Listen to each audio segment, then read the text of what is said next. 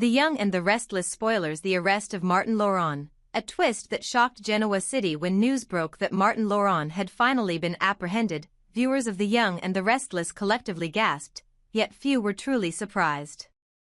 For weeks, subtle hints had pointed to a darker truth lurking beneath the facade of Alan, the charming stranger who had insinuated himself into the Abbott family's life.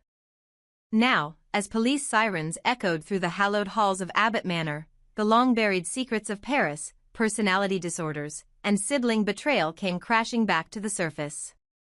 Alan's astonishment at Abbott Manor. The first clue arrived several months earlier, during a seemingly innocuous visit. Traci Abbott had invited Alan to tour the historic Abbott estate in Genoa City.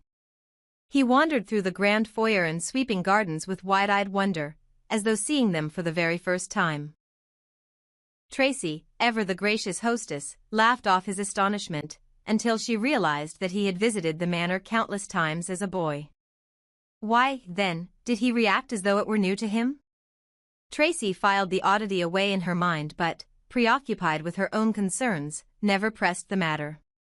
To fans re-watching the scene, that moment now stands out as a glaring red flag. Alan's faux naivete was no accident, but a carefully crafted act to mask his true identity. The Paris exchange, a shattered timeline. By the time Martin's arrest made headlines, viewers had already pieced together the outline of a daring switch that took place in Paris the previous spring. According to fragments of testimony, Martin and his twin brother had clashed violently on a balcony overlooking the Seine. Witnesses reported that one brother fell, plunging into the river below. The other, presumed dead, slipped into the night. In the chaos that followed, the surviving twin assumed the identity of his fallen brother, returning to Genoa City under the name Alan. Yet the show offered almost no direct explanation of how or when the switch occurred. Fans theorize that the exchange took place in a secluded Parisian apartment, where the brothers, bloodied and desperate, struck a Faustian bargain: one would vanish, the other would live on in his stead. But the precise details remain tantalizingly out of reach, leaving gaps that only fuel speculation. Unraveling Ashley's dissociative episodes. Perhaps the most chilling aspect of Martin's deception was its impact on Ashley Abbott.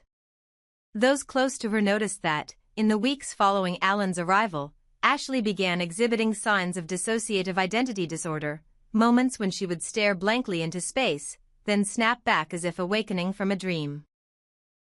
Doctors later confirmed that Martin had been deliberately triggering these episodes, exploiting her psychological vulnerabilities to keep her off balance and dependent on his guidance. Each time Ashley experienced a dissociative fugue, Alan was there to rescue her, guiding her gently back to reality and promising protection. In truth, he was deepening her reliance on him, ensuring that no one would question his motives or his right to occupy his brother's life. The revelation that Martin had weaponized Ashley's mind added a harrowing new layer to the storyline, and cast his arrest in an even darker light. The kidnapping of Sharon and Phyllis. Martin's crimes reached their gruesome apex when he kidnapped Sharon Newman and Phyllis Summers. Both women vanished without a trace, leaving behind only a pool of terrified questions. How had Martin managed to lure two of Genoa City's most resourceful women into his trap? The answer lay in his intimate knowledge of their fears and desires. Sharon's lingering guilt over past mistakes, and Phyllis's fragile trust in those she considered friends. Once in his custody, Sharon and Phyllis endured days of psychological torment. Martin alternated between presenting himself as the repentant brother and the ruthless kidnapper, keeping them off balance. He revealed snippets of his Parisian ordeal, hinting at a family curse of violence, and taunted them with the knowledge that no one back home suspected a thing. It was only when Phyllis managed to send a clandestine text, "He's not Alan. It's Martin," that law enforcement zeroed in on his location.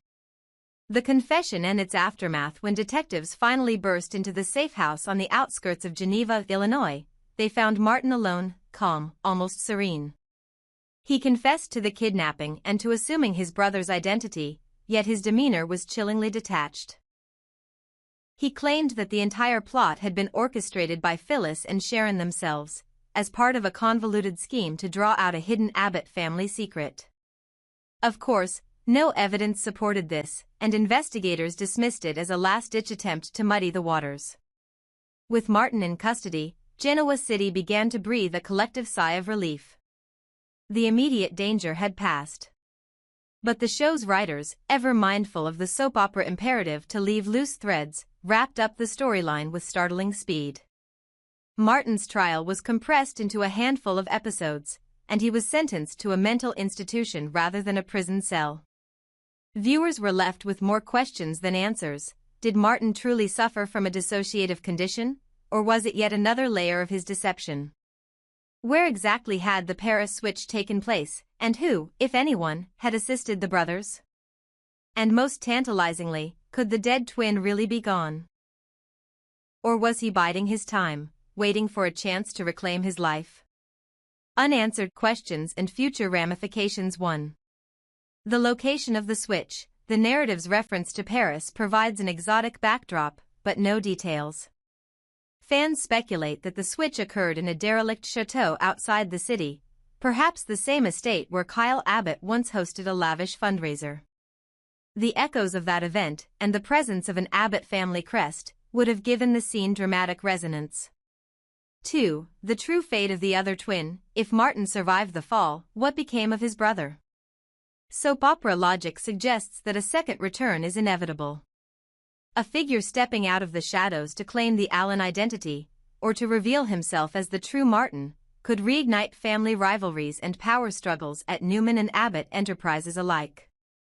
3. Ashley's recovery. Now that the catalyst for her dissociative episodes is gone, Ashley's journey toward healing begins. Will she forgive herself for the actions she took while under Martin's influence? And can she rebuild trust with her family and with the man she thought she knew? 4. Legal and ethical fallout. The speed of Martin's trial raises questions about due process. Some fans argue that the show glossed over critical legal drama, witness testimonies, cross-examinations, expert psychiatric evaluations, in favor of moving on to fresh storylines.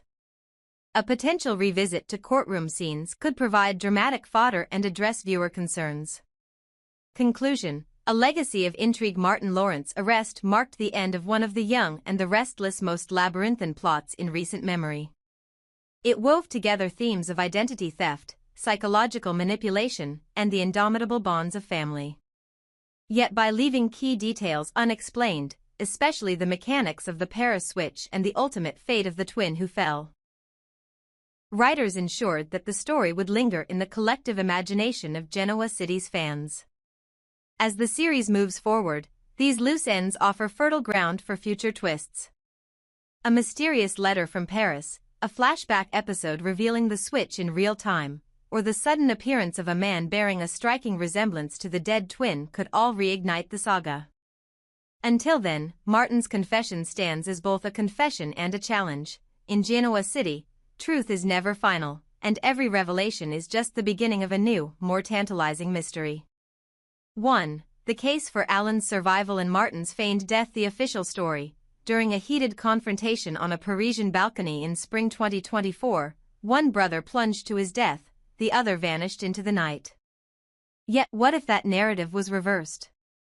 Imagine that Alan, the gentle, wide-eyed newcomer, was the one who fell, while Martin staged his own demise to clear the way for his return to Genoa City under his brother's name. Physical evidence versus witness accounts. Police at the scene recovered a body, but the fall occurred at night, in rain, and the victim was badly disfigured. Identification was based on a monogrammed signet ring, one belonging to Martin. What if Martin had slipped on the ring before the fall, ensuring that authorities would assume his death? Meanwhile, Alan washed ashore hours later, unconscious and bereft of memory, his own ring lost in the water. Why the show left it unsaid by never showing us the fall in detail, the writers preserved this ambiguity. They hinted that the dead brother might not have been who we thought. Traci's fleeting shock at Alan's naivete in Abbott Manor becomes far more sinister if he truly had no recollection of his childhood home, because he had never lived there. 2. The abduction theory. Alan held captive, mind erased. Once Martin realized he could swap identities undetected, he needed Alan out of the way. A hidden location in Paris, a derelict chateau, an abandoned industrial loft, or even a private wing of a Swiss clinic would serve as Alan's prison. Memory-erasing serum. Drawing on advanced pharmacology, Martin could have obtained an experimental dissociative serum, something akin to a high-dose benzodiazepine cocktail combined with a retrograde amnesia agent. Administered over days or weeks, it would wipe large chunks of Alan's memory, leaving him compliant and disoriented. Maintaining the ruse. Martin's plan hinged on timing. He allowed Alan to fall publicly, Martin's own staged fall, while smuggling his brother to the secure location. There, he kept Alan sedated, occasionally checking that his amnesia persisted. Any fragments of memory risked exposing the plot, so Martin likely injected further doses whenever Alan became restless. Why no one noticed? Martin's Parisian connections, possibly through offshore shell companies or a discreet fixer, would have provided the logistics. The entire operation could have taken place in the weeks leading up to Traci's visit, during which Martin, posing as Alan, returned to Genoa City.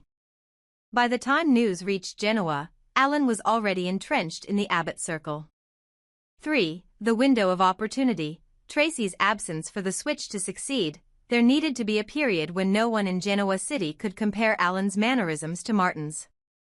Traci's own storyline provides the perfect cover.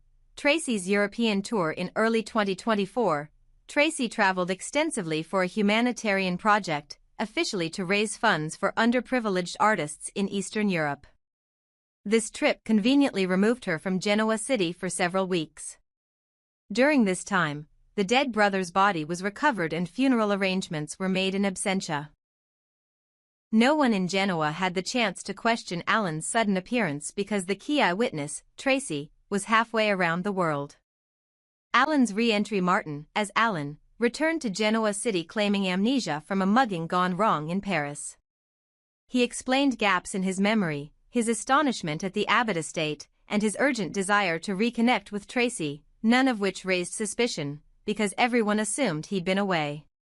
His accent, his unfamiliarity with local customs, and even small errors, like misremembering family lore, were chalked up to his brain injury.